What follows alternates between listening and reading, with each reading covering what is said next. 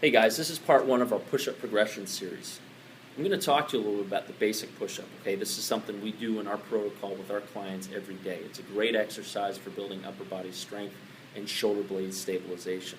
However, a lot of people do these wrong.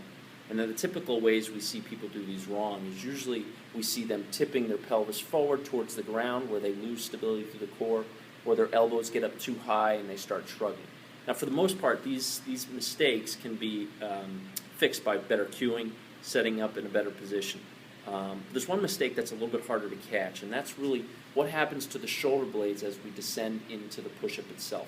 Too many people that have either weak or deconditioned shoulders will initially drop into the push-up by pulling the shoulder blades back and then bending the elbows.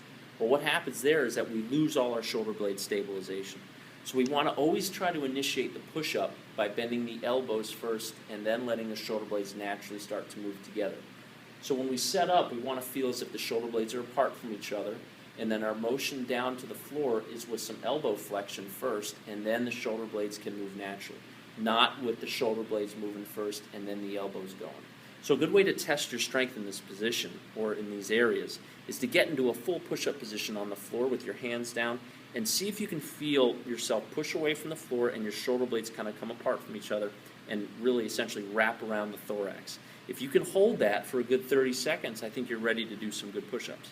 Part two of the video series, I'm going to show you where to start. So if you do feel pretty weak, you're unable to maintain that position, but you want to start doing some push-ups, I can show you some ways to start that are going to be a little bit easier and a good place to start and build up from.